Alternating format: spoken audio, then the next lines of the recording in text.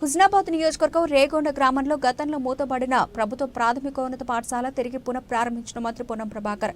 వేసవి సెలవుల అనంతరం తిరిగి పాఠశాలలు పునఃప్రారంభం కావడంతో మొదటి రోజు పాఠశాలలకు వచ్చిన విద్యార్థులకు పూలు చల్లి ఆశీర్వదించిన మంత్రి పొన్నం ప్రభాకర్ పాఠశాల పునఃప్రారంభం సందర్భంగా ఉపాధ్యాయులకు విద్యార్థులకు శుభాకాంక్షలు తెలిపారు. విద్యార్థులకు ఉచిత యూనిఫామ్, పుస్తకాలు, బ్యాగులు అందజేశారు. ఏ గ్రామంలో అయినా ప్రభుత్వ పాఠశాలలో ఇబ్బందులు ఉంటే ఆ గ్రామ పెద్ద మనుషులు ప్రైవేటు స్కూలు బస్సులో ఆ గ్రామానికి రాకుండా ఆ ఊరు పిల్లలు ప్రభుత్వ పాఠశాలలోనే చదివించాలి. అందుకు గ్రామస్తులు కృషి చేయాలని పేర్కొన్నారు.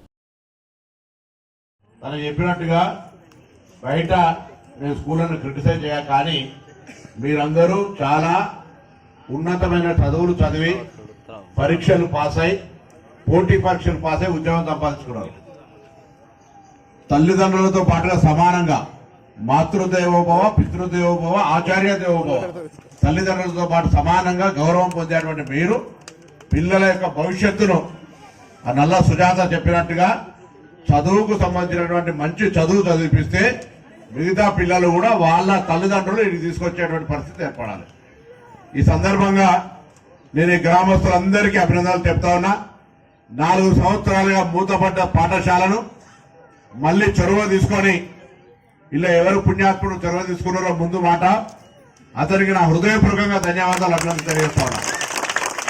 ప్రభుత్వ పాఠశాలలు ఇన్ని కోట్లాది రూపాయలు ఖర్చు పెట్టి ఇటువంటి వసతి సౌకర్యము, వాళ్లకు బట్టలు, పుస్తకాలు, అధ్యాపకంగా ఉండేటువంటి ప్రావీణ్యత కలిగిన అధ్యాపకులు అన్ని ఉండి కూడా ఈరోజు ప్రైవేట్ పాఠశాలలు ఆర్పాటలతోటి నాణ్యత ఉందా లేదా అనేది కంటే ఎక్కువ కూడా గ్రామాల్లో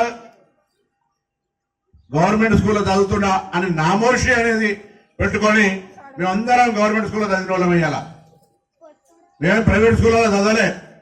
కాబట్టి నేను ఒకటే కోరుతా ఉన్నా, గ్రామాల్లో రాంగరంగ కలెక్టర్ గారితో, అదేవిధంగా అడిషనల్ కలెక్టర్ గారితో, ఆర్డీఓ, డిఓ అందరితో మాట్లాడుకుంటూ వచ్చాం.